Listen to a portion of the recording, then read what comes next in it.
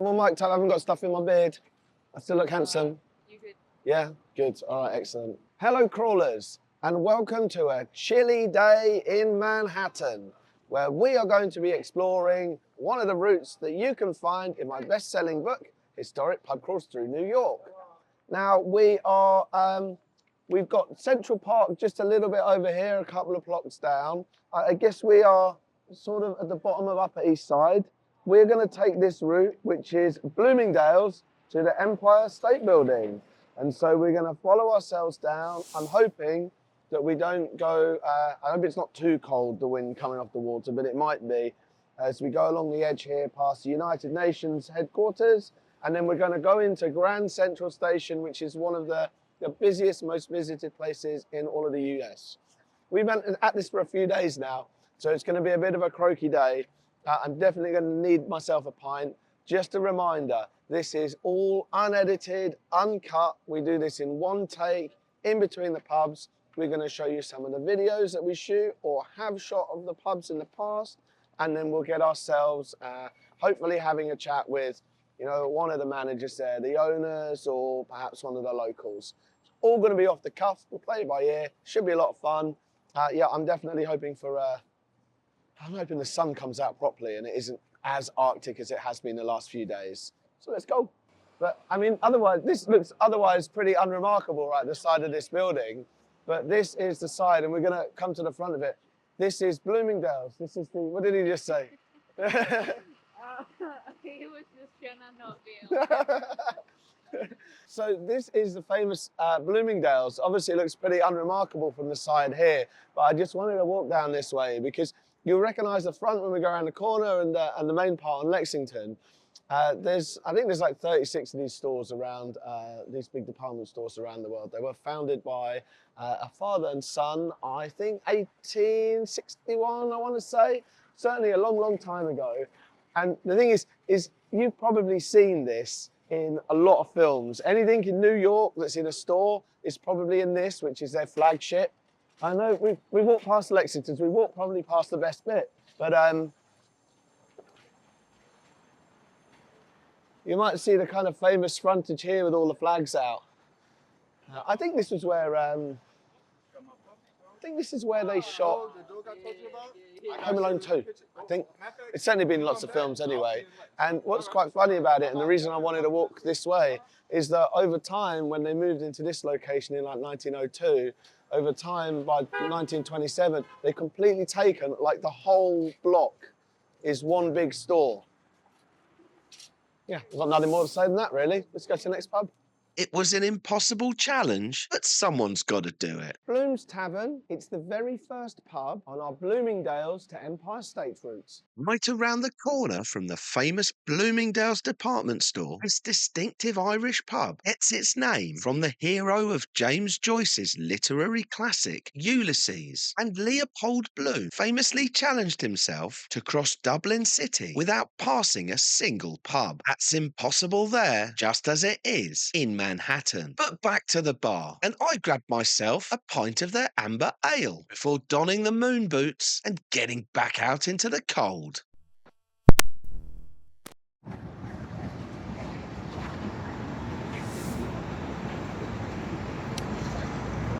I think we found New York's friendliest barman. It's PJ Clarke's. It's pub number 2 on our Bloomingdales to Empire State route. Let's go and get a beer. Well, this was so nice we visited it twice, and it's one of the oldest saloons in the city, with this corner bar established in 1884. And as you walk in, you're usually greeted by legendary barman Gerry, who's been here for 21 years. And he's overseen a bar that's hosted notable guests, such as Nat King Cole, who dined in the back room on what he called the Cadillac of burgers. And it was in this room in 1958 where Buddy Holly proposed to Maria Santiago. But back to the bar, and I went for one of their ales, with today's assistant Gabby trying a lager. Now, I often moan about the privacy of American toilets, but you can't miss these, as they sit in the centre of the bar. Add this to your list of pubs not to miss. Obviously, we could have missed this place out. I loved it Welcome when to I was here last PJs. year. Yeah, it's Good. obviously like the most bizarre thing with like the gents' toilets, like kind of right in the middle of the bar. It was so odd. Humongous. Yeah, yeah. They're larger than most people's apartments in New York. It's like Yes, yeah, it is. So, so we've got Thea here. Hi. Hello. Who owns the bar, runs the bar. So my husband Phil Scotty is the owner and CEO of the restaurant group, and we're lucky enough to have some wonderful partners. But he's the guy, the common guy. And loved his relationship with PJ's runs very deep because he always loved this place and always came here. In fact, it was his first date place.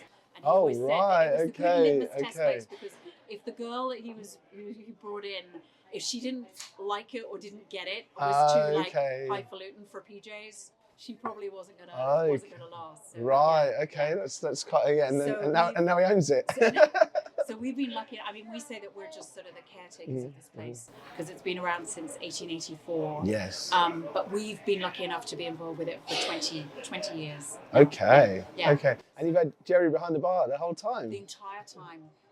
Over the years, when people think about PJ's, it became really, really well known in kind of New York circles and back in the 40s and 50s. And Sinatra came here. He sat at table 20, which is the wonderful table in the back room.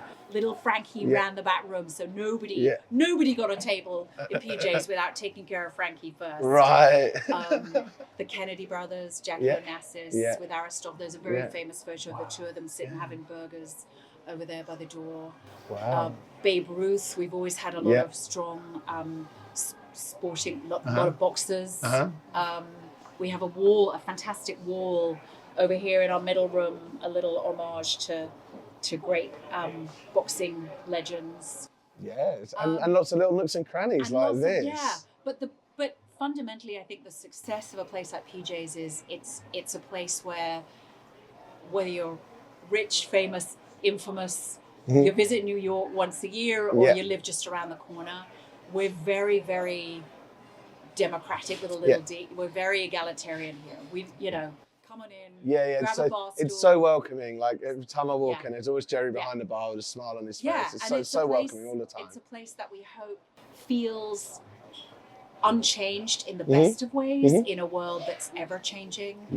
We're open 365 days a year because you never know when you're going to need a good bar. We're that place that people feel incredibly, we hope, comfortable and welcome. So the stories and the history, what we have really enjoyed is introducing all of that to like the next generation. Yes. The new, I'm sure. That's it. Yeah, the new kids on the block. The new kid, people who are looking for an authentic, real place. We're actually sitting right behind what used to be the original phone box that we've now turned into a waiter's station. Okay. But it was a standing joke back in the day that if you tried to call PJ Clarke's, you could never get through on the phone because one of the previous owners was always on the phone with his bookie placing the bets. But and then we've got the little stuffed terrier, the little dog. I don't know if you've seen him. No, we're going to have a look. Okay. Because of course every bar has got to have a dog, and apparently he ran out in traffic on 3rd Avenue one fateful day. So all the bar regulars had a whip round and got him sent off to the taxidermist. Got him immortalised. Oh no, I can't endorse that. That's a bit grim. So we inherited this, Yes, including the ashes of a former patron. Okay. That reside behind the bar. Okay. There's a little wooden oak box behind the bar that just says Mr. Kennedy, table number 1. Right, okay. Do people sometimes, because I know McSorley's have got this, they've got like a few little boxes of ashes, and you can request to have the ashes, and you sit with the ashes and have your drink, like with the deceased. Yeah, well, Mr. Kennedy's daughter is a very good friend of ours. Okay. And she'll come sometimes and sit at the end of the bar. And she's and have a martini with her dad. Wow. And it's stuff like that. Really, that's wonderful. Well, I mean, it's great. Good stuff. Thank you so much for your hospitality. Honestly, this is so much fun. Yeah, Thanks this is really for cool. Visiting us, and we hope you'll come back and see us. Absolutely. Now you're a regular. We'll drink to that. Cheers. Cheers. Cheers. Well, what a great visit that was. And I love those kind of pubs. It's a bit like in England where you've got kind of gastro pubs. You can tell what a gastro pub is when you walk in, often a little bit more refined with food. In America, that with the red and white kind of checkerboard cloth tables, cloths over the table, like for me, it's just the absolute like perfect example as what a place and a bar in America might be where you're going to get a really good burger. Like you just know that that place is going to be cool. And of course we walked in and Gerry recognized us straight away. Absolute legend behind the bar. As he said, he's been there 21 years and he was here before that as well. He wanted us to say what a great time he's had with so many good conversations, great memories with amazing customers and co-workers there. It's people like him that make this hospitality industry so special and make these kind of bars and pubs so welcoming. So it's absolutely fantastic. We're going to head on to our next pub. It's just here around the corner and we're going to roll to that video. This pub would be swamped in a zombie apocalypse. Draught 55 is pub number 3 on our Bloomingdales to Empire State route. Well, it was a cold day in New York when I came across this pub whose creeping vine looked like it was auditioning as a location in The Last of Us. But back to the bar, which like a lot in New York does their own brand of lager. And who am I to say no to that? And whilst it's pretty plain and simple inside, it was a great place to escape before heading back out into the snow. Is this a portrait or landscape? Is this a portrait or landscape? Welcome to New York's most distinctive dive bars. Strangelove is number 4 on our Bloomingdales to Empire State route. Let's try and find a way in. Well, I already knew that this incredible punk rock dive bar was closed when we rocked up, but I managed to sneak in early and get a look at the place when it's empty. I'm pretty sure that this is Edward Norton's favourite place, but we can't be stopping when we've got to crawl. And since they own other venues around the city, I dropped into the similarly themed Clockwork Bar for a Kuna big wave before grabbing a slice at this iconic pizzeria to the stars. Can't think what the colours of the other teams are. Knicks are obviously like bright blue and orange. But we were just saying, honestly, this is not the ideal place to stand, but this is strange for New York because there's actually wheelie bins here and not just bags piling the street. But we know this, and maybe you can give us an answer to this in the comments, because all around New York, there's like this, like stuff is dark green. This is like a really familiar colour that you see on like awnings. And then the other one is this kind of red that you can see onto our next pub, which is Parnell's over here. And we can't work out why, because it's not like an Irish green. It's not like a green you see in the Italian flag either. Oh, they're literally coming down this road. That's fine. This is a New York experience. Beautiful. They switched it off for us. He even waved at me as he went past. So kind. Let's get ourselves to our next pub. But if you can work out why these colours are all around New York, just drop it in the comments. Let us know. Let's brave the cold to this New York Irish bar. Parnell's. It's pub number 5 on our Bloomingdales to Empire State route. Located on the corner of 53rd Street and 1st Avenue, this American Irish bar is fitted out with a traditional rustic feel of dark wood floors, Tiffany lamps and red brick walls. And of course they're adorned with the types of pictures and memorabilia that make you think of home. And I just love the way that many of these bars have retained their original cash registers. But back to the bar. And of course, I was going to go for a Guinness, which I got in a single pour before it was back out to brave the cold past the imposing-looking United Nations headquarters. Yeah, well, I mean, we're walking along. We're heading down into Turtle Bay. So next thing you see, we'll show a little bit of the UN building. But we were just looking as we were walking. We were talking about how in New York, it often feels that like you're walking through a forest with the trees being these huge buildings that, you know, they're not at all set back from the road. They're literally straight up. We looked straight up at this building and we're like, oh my God, that's super intimidating. And now we've got to the front of it, we can see why this is quite ballsy and an eyesore, because look at the name on the front. You see that? The Trump World Tower. Huh? Do what? Yeah, like this is quite surprising actually, because downtown and like the Trump Tower, there like everywhere's got stuff. I wonder if this is what's under here. I bet you underneath that is like anti-ram bollards or something. Not that you do much getting into the steps, doesn't make sense, but yeah, look, big, gold, massive, ugly. And yeah, his building's pretty unsightly as well. Boom, boom. Because at the edge of Turtle Bay, which used to be a Dutch settlement, and I think used to be a lot of farmland and slaughterhouses around here, this is now the United Nations head office. And obviously the United Nations was set up after World War II, obviously as a way to try and preserve peace. We're not going to get into a debate about whether we are in peace or war almost continually, but it was, the term was coined by Roosevelt when he sort of drafted what they would call the Atlantic Charter to set this up with Winston Churchill. And there was initially what they would call like the Big Four, which, can you guess them? Obviously the US, tiny little UK, because, you know, we definitely punch above our weight on a global scale. China, and also what would have then been at the time, the Soviet Union. And so, of course, like this is quite interesting that was sort of set up after the war, because for a lot of the time, it was almost paralyzed with inefficiency because of the Cold War with the two major parties in the United Nations, you know, in that conflict, and then also the space race and everything that's going around that. You know, right now where we are, there are just flags absolutely everywhere.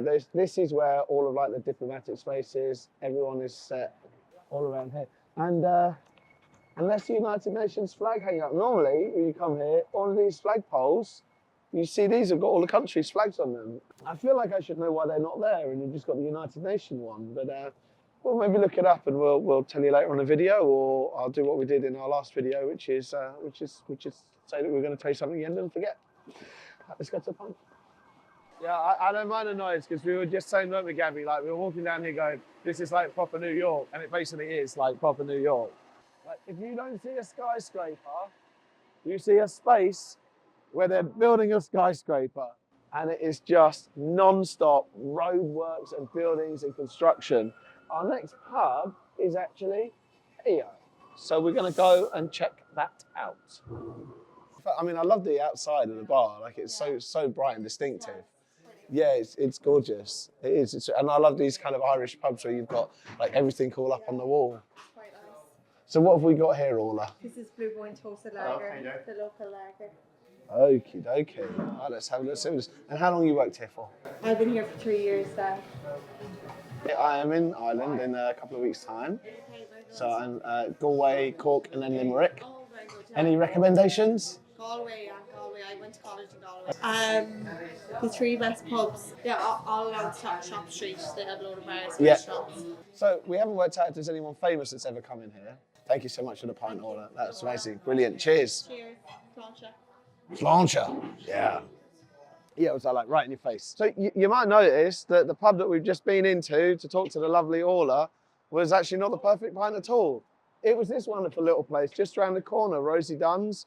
To be honest, we like to move on quickly from bad experiences, but that's twice I've gone into that place now and I wasn't feeling it. So we cut it from the book, cut from the route, and we switched it out to lovely girls in here who looked after us. And just what a gorgeous, I mean, what a gorgeous looking little pub amongst all these tall buildings. In fact, with this and then with the Hofbrauhaus over the road, like, I can't really think of a place in New York where I've seen two such distinctive buildings sticking out, like completely different from the surrounding area as this. They're lovely. That was great. Yeah, so we'll go on to the next pub. I can't believe I found a German beer house on top of a Dunkin' Donuts. The Bierhaus, it's pub number 7 on our Bloomingdales to Empire State route. This should be pretty cool. Okay, find me a German that doesn't like a Stein of beer, pretzel, and a bratwurst. Which is fine because this place is an amazing German beer hall under the watchful eye of the Chrysler Building, and it has them all. It's distinctly German throughout, full of memorabilia and place for a live band and a DJ set to get those German drinking songs in. And who doesn't like their beer in a Stein? Because these people all look pretty happy. Even the royalty has a cheeky chappy look about him. This place has space and a waiting list for regulars to leave their drinking jugs here locked up for next time. I was grateful for the chance to tackle this intimidating amount of beer, but not all heroes wear capes. So I thought I'd give it a go. And I sat in the relative peace and quiet, just imagining what this place is like when it really gets going. So don't bother with the gym. Get yourself down here for a workout, because a few reps of lifting this beer will leave you with Schwarzenegger arms. Grapefruit mixed with ice in, so it's like a nice drink. I will just say, it's after all, I got all of the hate of calling this a German beer hall, because obviously like they're typically Bavarian and the Bavarian flags everywhere. There are German flags here as well. You're right. So you can do a half-liter Stein, a liter Stein, but like Moss is usually the liter. Yeah. Like, so I called it a Stein, and the amount of hate that I got for that, saying, oh, this is a mass, that's what you call it. It is a big, old, heavy, I suppose massive beer. So Margarita, tell us who you are, how long you've worked here. What do you like about that I place? started here in 2021. Uh-huh. So going on 3 years. Okay. 4 years now. So yeah, long time. There must have been some crazy stories here, because it looks absolutely wild normally, Yeah, right? I mean, I started here right when we were like just opening up from COVID. Mm-hmm. So since then, I've done 3 Oktoberfests. Okay. And it's crazy, like the keg tappings. Those are a lot, having to tap the keg myself. Always terrifying. The pork roasts that come around, it's great. And then like you get the band going, you get people up on the benches and the tables. It gets really rowdy, but it's a good time. Yeah, it's great. And look at the size of this. Honestly, this is like a workout. It's like our medium size. This is a medium. I'm a medium guy. Look, I'm definitely not drinking something like that. Look at that. Largest. That's insane. This is. I'm shaking with this. I think what we're going to do is we're going to do some Shotskis as well, if we've got a couple of locals that are maybe going to do it with us. Because that was what underneath the video everyone said, Shotskis in this place, and you're going to see it's going to look really fun. It's going to be obviously drink responsible, guys, but we're going to have some fun. Right, okay. All right, I got Shotzi Jaeger here. How do we time this then? I had to count say. of 3. I'm gonna go 1, 2. We got a faller at the first, right. and we got to do it. It's tagged in. All right, guys. Okay. I'm gonna count to 3. Yeah. It's gonna go 1, 2, 3, Shotzi, and you're all gonna lift the ski. Ready? Yeah. 1, 2, 3, Shotzi. Great. You were expecting that? Yeah, that's right. That's pretty good, man. That's wicked. Thank you, dude. That was so cool. Well done, man. Shotski. I just wanted to show this. So, lucky these cars up there aren't going anywhere. If we have a look up here, this is the famous Chrysler Building. It's quite interesting actually, because they're not, obviously not the tallest building in New York, but probably like with the Empire State Building, like one of the absolute most distinctive. It was the world's tallest building. It doesn't look anything at all like you can't even comprehend that being the world's tallest building when you look at the skyscrapers in New York. But it was, when it was completed in 1930, the world's tallest building at just over 1,000 feet. It kept that title for 11 months.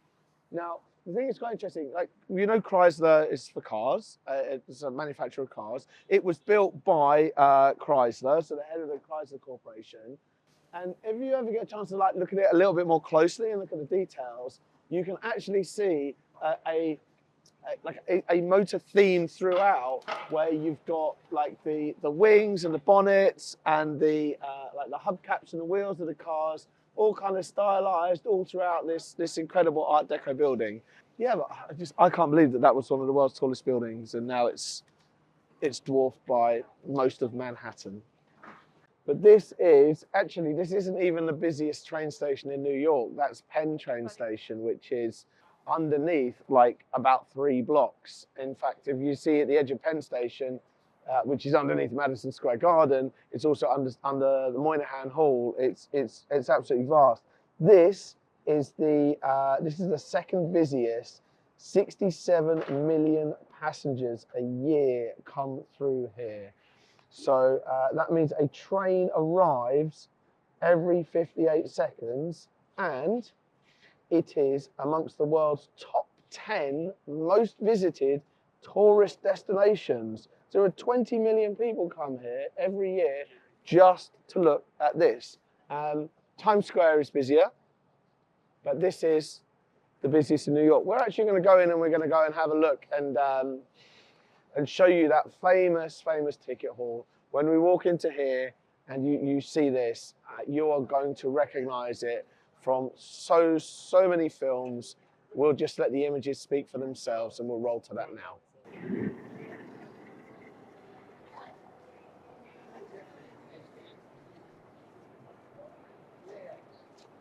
There's always a bollard somewhere to ruin the majesty of this incredible place.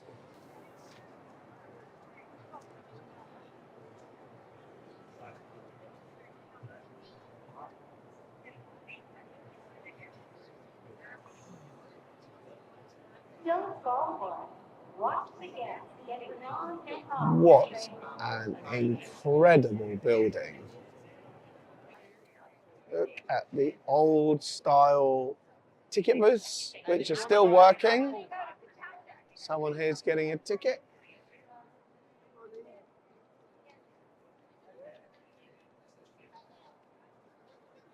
It's just fantastic. I have to do a special shout out to what I think is probably one of the best tourist things to do in New York. You actually get to it through Grand Central Station. If you look at this, I mean, it's hard to kind of tell exactly what makes it so special, this skyscraper just to the right of us, but this is one Vanderbilt. Now, I don't want to completely, I'm not going to tell you everything that happens in that building and kind of ruin some of the majesty and mystery of it, but what is really special, I really enjoyed, is there is a room in there that's on like the 100 and something floor, where the floor and the ceiling and the wall is it's all mirrors. Like to the point that they make you put like special shoes on. You can't walk on your normal shoes. You got to put like special shoes on. And then the only other wall is floor to ceiling windows. So it looks like you're in this kind of infinity mirror that reflects the entirety of Central Park in New York. Like it's incredible. Like it's the one thing I would always recommend as a tourist. If you come to New York, you have to go to that. It's one Vanderbilt. It's brilliant. But we've no time for that. We've got pubs to go to. We've got 2 more after this, and then we're basically done. So this is Stout. This is a proper central bar. It's a huge long bar. Everyone's sitting on the edge of the bar, just like you get in New York. And they've got on the board all of the trains. I'm going to guess that the colours probably mean the different routes. Maybe like the destination bits. And if you see on the 3rd one down, I've forgotten how we're supposed to say Poughkeepsie. You don't need to come to the camera, just shout me. How do we say it again? Poughkeepsie. Poughkeepsie. Poughkeepsie is apparently how we say that.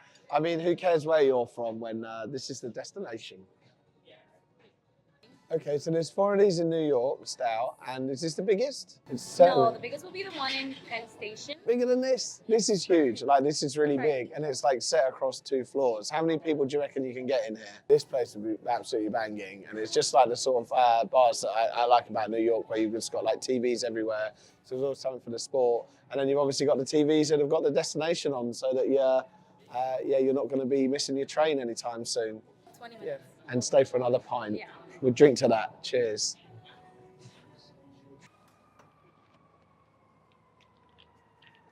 It's so cold, like my hands can't even touch the money. Proper New York hot dog on every corner.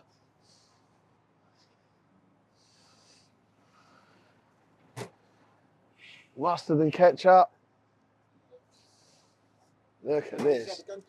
This is amazing. Look at this. Look at that deliciousness.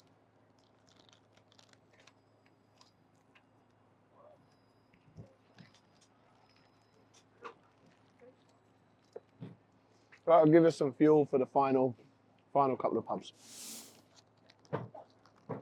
Thank you for sticking with us for this long. We've just slammed a hot dog. We're ready to go and hit the final 2 pubs. This is actually the final 2 pubs of the whole of the US trip. We are in the final throes now. We have covered about 72 bars in the last 3.5 days. It's been intense. If you haven't seen those videos before, obviously check them out. Make sure you follow. Yeah, that's the first time. That's a first that happened. But you know what? Like they say that everything's bigger in the US. Well, we're outside the famous New York Public Library, which is actually the 4th largest in the world. It's got around about 55 million items in there, which actually pales into significance. Did he just like photobomb me? Yeah. Amazing. Are you the pub guy? I am the pub guy. Yeah, I like them. They're good. Did you just make that up? You're not. This is a real thing. Real thing. Oh, hello, mate. How you doing? We are going to go down the road a little bit. We've got final 2 pubs, and yeah, we need to get out of this cold because it's gone cold now, and we're in the final throes of the route. Let's go. Liam's just working out who's signed the poster here. So we got the main man, the boss here, Liam. This is Blaggard's. It's the penultimate pub on our route. Obviously, just gone past the library, which is a fantastic thing to look at. So, did you work out who? Because you've had lots of movies filmed Julia here. Roberts and Clive Owens were here. Okay, yeah. Weekend here making a movie. Right. Okay, you went in hard. Like that's quite a flex. So, how long have you run the place for, Liam? About 23 years now. It is a cracking pint of Guinness. It's really nice. Yeah. Yeah, it's really good. Yeah, this is the. Spread the G. No, we don't. No, we don't need to do any of those kind of gimmicks or anything like that. What's it like running a New York bar then? It's changed a lot over the last couple of years, especially. It's changed a lot. It used to be a lot busier. Yeah. And just things have changed, people have changed, attitudes have Yeah. changed. Yeah. Business has certainly changed. This was September in St. Albans. Okay. That's an old Fighting Cocks probably. Huh? Fighting Cocks probably is the one you went to. That's the oldest. I think, yeah. Yep.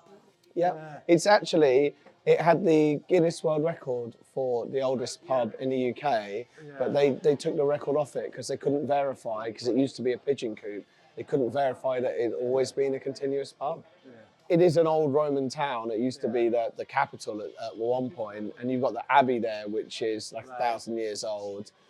You've got the old Roman ruins, the walls, the road. What's that? Verulamium was its name, was its Roman name. And you're right, you've got loads of great pubs. So I like the Fighting Cocks. That's a really good pub. Yeah. There's some interesting little tap rooms, like the Mad Squirrel, that kind of overlooks the Abbey, which is a really nice place to spot. And then if you go into the Boot in the centre of St. Albans, the ceiling is like super low and deep. The whole building's really wonky. Like if you weren't drunk when you leave, like you're gonna feel it when you turn back and you look at the place because it's all over the place. Yeah. I guess London mainly, the low ceiling. We're at 73 and we're gonna go to Peter Dillon's round the corner, and that will be the 74th pub that we will have been in and visited and filmed. Oh well, it's amazing pint. Yeah, lovely, really nice to meet you there. I mean, that's really great. Thank you very much. Maybe I'll pick it up. Oh, please do.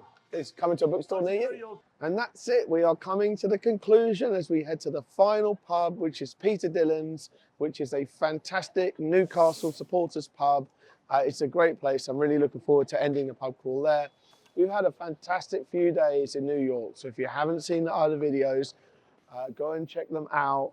We have filmed 7 routes, maybe 8. We've filmed over 70 pubs. It's been amazing, and we're going to conclude our journey under one of the most iconic sites of New York, the spectacular Art Deco building of the Empire State, which is, yeah, it's just simply fantastic and an icon of New York. It's been cold. I definitely recommend when you pick up my book, perhaps either coming in the summer when it's a little bit warmer. But if you come for Christmas, which is supposed to be really magical, and I've been to New York at Christmas, make sure you get a coat, wear your long johns, wrap up, don't walk around in a hoodie. It's far too cold. Let's visit these Newcastle pubs on opposite sides of the planet. We're on our way to Peter Dillon's. It's pub number 10, and it's the final pub on our Bloomingdales to Empire State Building route. Just steps away from the Empire State Building, this official Newcastle Supporters pub is a typical Irish-American bar with its tin ceiling, antique registers, packets of Taytos and a pint of Smiddix. It's filled throughout with Irish knickknacks, and the walls are covered in sporting memorabilia, and a pint with Shearer before heading back to Newcastle. It's the Old George. It's pub number 5 on our Newcastle to Gateshead route. This is Newcastle's oldest pub, and it dates back to 1582. Hidden down this cobbled alleyway, it was most probably a coaching inn, with the former stables now converted to outdoor seating. Inside, low wooden beams and warm log fires in this higgledy-piggledy building would have been welcome rest for travellers. It's believed Charles I was held as a prisoner nearby in 1646. As the political landscape changed, he may have snuck here for a drink with his ghostly outline sometimes spotted on the chair that he sat in. It's one of the only pubs in Newcastle with bass on tap, so I grabbed a pint and sat in the famous seat. This pub's heaving for the football. Add this to your list of pubs not to miss. Claire behind the bar is a little bit shy. She didn't appreciate Sean basically volunteering her to have a conversation. We've got one of the locals here though. I love this bar. It's a big famous Newcastle bar. They've actually got proper potatoes and everything behind it. So it's a proper Irish sports bar. We've got one of the locals. Who are you, dude? How long have you been coming here? I've been coming to Peter's for 15 years now. Okay. Yeah, I'm a chef and I've worked in multiple restaurants around this area, so I usually stop by after work. They don't serve food, so I usually bring my bartenders food after work. Okay. They take care of me, and everybody here is super great, super nice. The staff is amazing. The clientele is always great. Everybody gets along. We have a great time here. And the man brings the food. That's why you get the nickname chef. So we'll drink to that. Cheers. Well, crawlers, thank you for making it this far. It's been a great, great route. I've absolutely loved Bloomingdales to the Empire State Building. I think probably the highlights for me, probably PJ Clarke's. Would you agree, Gabby? Probably that second one we went to, PJ Clarke's, was a real treat. Obviously, did some Shotskis in the Bierhaus, and it's been an interesting walk past some of probably the most iconic buildings in New York. Fascinating to see that magnificent hall of Grand Central Station, see the Chrysler Building, see the Grand Library and the 2 lions outside that, and then top it all off ending at this wonderful Irish sports bar, which is the quintessential New York with its tin ceilings, and do it all under the watchful gaze of the Empire State Building. So if you haven't already followed, please do. Please comment on what you think on the video. And of course, if you think where we should go next, we always love to hear that. My voice is nearly done. This is the end of 4 days filming in New York.